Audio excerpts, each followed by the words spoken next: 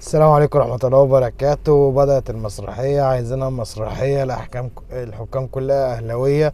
ده كان هتاف جمهور الزمالك امبارح في مباراة الاتحاد. شفنا جمهور الزمالك بيهاجم الحكام، شفنا جمهور الزمالك بيشتم جمهور الأهلي، شفنا جمهور الزمالك بيتعدى كل حدود الانضباط، بس ما شفناش لجنة الانضباط في القرارات. ده اللي حصل امبارح. بغض النظر عن الصورة دي اللي بتثبت ان ضربة الجزاء للاتحاد او مش ضربة جزاء. يعني احنا مش هنقول انها ضربة جزاء ولا مش ضربة جزاء، بس كل اللي نقدر نقوله ان هي لا تستحق الانذار التاني، ما هياش سيميليشن، ما هياش تمثيل، ما هواش يستحق انذار تاني وطرد.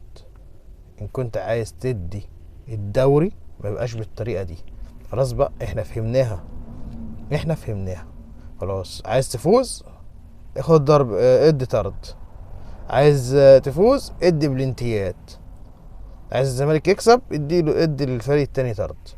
مش كده. بغض النظر، احنا النهارده عندنا مهمة مع نادي انبي نادي كويس جدا، فريق ممتاز. بنلعب على ارض احنا مش بنحبها، ارض المقاولين العرب. استاد المقاولين العرب استاد ضيق، مش استاد كورة يعني. مفهوش مساحات، مفهوش لعب. فان شاء الله تكون المباراة كويسة النهاردة.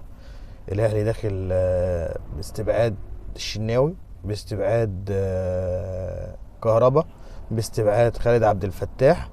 الاهلي داخل بقايمة فيها مصطفى شوبير، فيها حمزة علاء، فيها مخلوف ورامي ربيعة وياسر ابراهيم وداري واكرم ويحيى والدبيس ومروان عطية وكريم ندفد والسولية وعمر الساعي وكوكا وامام وقفشة والشحات وتاو ومصطفى بالخير ووسام وسمير محمد. اتمنى ان الاهلي يلعب بشوبير قدامه يحيى عطية الله، وجنبه رامي ربيعة، وجنبه اشرف داري، وجنبه اكرم توفيق ما يلعبش وسط النهارده، يلعب جناح يمين يغطي مكان هاني اللي ان شاء الله يرجع على خير، ويغطي مكان عمر كمال اللي برضه مستبعد النهارده،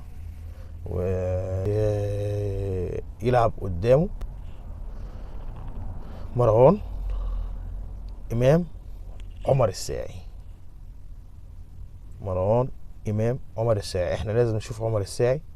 احنا داخلين على يناير وهو جاي في الصيف واحنا مش شفناهوش لحد دلوقتي، فاحنا لازم نشوف عمر الساعي.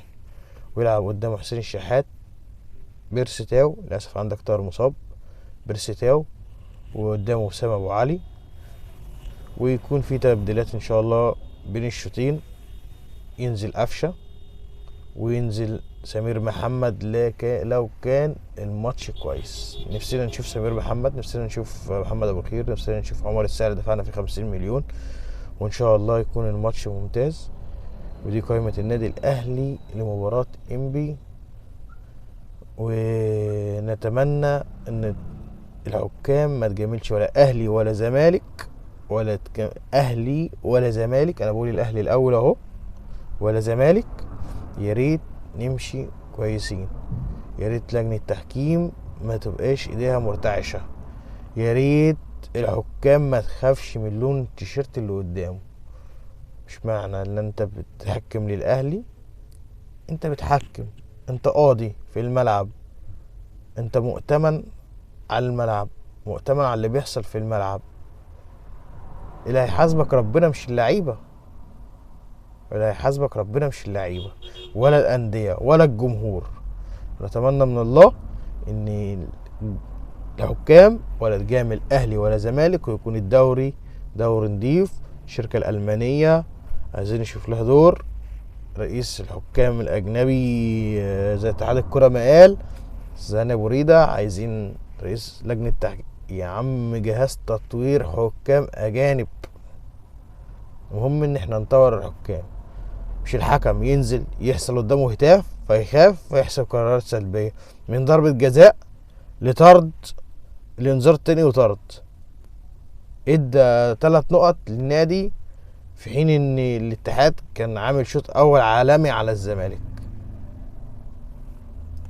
وفي برضه للاهلي ضربات جزاء، وفي للاهلي عليه ضربات جزاء، بس التحكيم ليه دور كبير، هو عنصر اللعبة وعنصر الأهم في اللعبة. فياريت نطوره عشان نطور من نفسنا. شكرا.